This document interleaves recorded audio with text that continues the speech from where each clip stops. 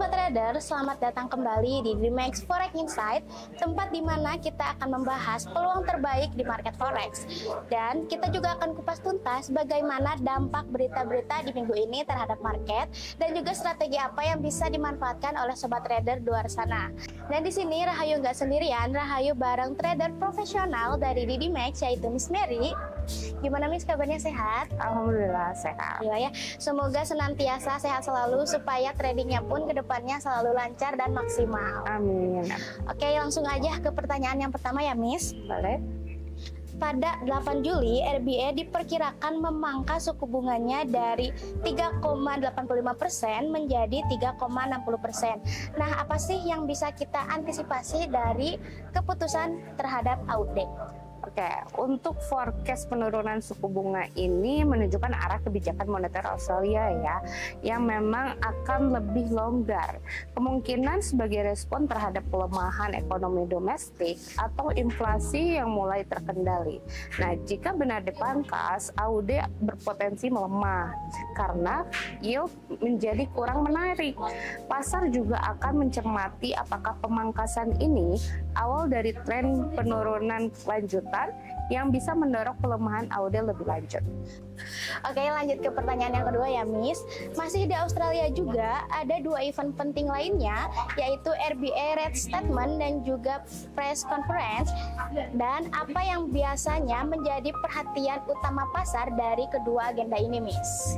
Meski suku bunga sudah diprediksi, arah pasar seringkali ini ditentukan oleh nada dalam pernyataan resmi dan juga konferensi pers.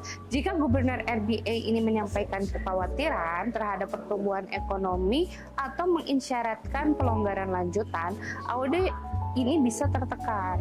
Nah, tapi jika kenyataannya ini adalah hawkish, misal menyebutkan masih ada resiko inflasi, AUD bisa sedikit pulih meskipun suku bunga ini dipotong. Oke, baik nih, sekarang lanjut ke pertanyaan yang ketiga. Pada 9 Juli, Selandia Baru akan merilis official cash rate yang diperkirakan menjadi 3,25%. Nah, apakah ini bisa memicu pergerakan signifikan di NZD? Oke, meski forecast-nya ini tetap ya, reaksi pasar tetap bisa tinggi tergantung dari isi RBNZ ini. Rate statement-nya seperti apa? Jika bank sentral menunjukkan nada dovish atau memberikan sinyal potensi pemangkasan dalam waktu dekat ini, NZD ini bisa melemah. Tapi jika mereka menekankan bahwa suku bunga perlu tetap tinggi lebih lama, NZD ini bisa menguat. Jadi kuncinya ada di komunikasi, bukan hanya angka headline-nya aja. Oke, ini selanjut ke pertanyaan yang keempat. Risalah FOMC atau FOMC Meeting Minutes itu akan dirilis pada tanggal 10 Juli ya Miss. Dan apa yang biasanya jadi fokus para trader saat membaca dokumen ini? Oke, kalau untuk trader ini akan mencari petunjuk ya soal arah suku bunga The Fed. Nah, kedepannya seperti apa? Jika dalam risalah ini terlihat bahwa mayoritas anggota cenderung membuka opsi penurunan suku bunga pada tahun ini, maka USD bisa menurun atau mulai tertekan. Ya, sebaliknya, jika narasinya masih fokus pada inflasi dan juga belum ada kesepakatan soal pemangkasan, USD ini bisa tetap kuat. Ini bisa mempengaruhi langsung pergerakan DXY maupun pasangan seperti Euro USD dan juga SL USD. Oke, lanjut ke pertanyaan selanjutnya. Masih di Amerika Serikat juga, data klaim tunjangan pengangguran diperkirakan berada di angka 233.000. Nah, apakah angka ini termasuk tinggi dan bagaimana potensi dampaknya, Miss?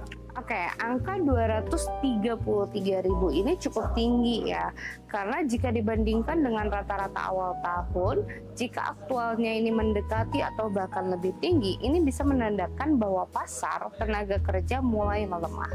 The Fed juga bisa menilai bahwa kondisi ini tuh membuka ruang pelonggaran moneter. Akibatnya USD cenderung melemah, sementara emas dan aset-aset resiko ini bisa menguat. Oke, lanjut ke pertanyaan yang keenam ya Miss. Inggris juga akan merilis GDP bulanan yang diperkirakan min 0,3%. Jika angka ini tercapai atau bahkan lebih buruk, apa dampaknya terhadap GBP Miss? Oke, untuk kontraksi GDP ini bulanan sekarang itu sebesar di minus 0,3%. Nah, ini menunjukkan ekonomi Inggris mengalami tekanan. Jika aktualnya ini lebih buruk, maka ekspektasi pemangkasan suku bunga oleh Bank of England ini bisa meningkat, yang dapat melemahkan GBP. Nah, peluang tekanan akan lebih besar terutama terhadap USD atau Euro jika data ini dikonfirmasi negatif. Oke, ini sekarang ke pertanyaan selanjutnya. Pada 11 Juli, Kanada akan merilis dua data penting. Yang pertama itu ada employment change dan juga unemployment rate. Apa yang kita bisa antisipasi dari forecast yang ada, Miss? Oke, untuk employment change ini diprediksi naik hingga 8,8K. Cukup rendah ya. Jika dirilis aktualnya lebih buruk dan tingkat pengangguran tetap tinggi di 7,0%, maka CAD bisa melemah tajam. Sebaliknya, jika ada kejutan positif jumlah pekerjaan meningkat tajam dan pengangguran turun di CAD, ini bisa menguat. Trader biasanya ini melihat kombinasi keduanya untuk menentukan arah, bukan hanya satu data aja. Oke, Miss, ke last question ya. Melihat dari data besar di minggu ini, pasangan mata uang mana nih yang paling potensial dan apa strategi yang bisa digunakan oleh sobat trader di luar sana?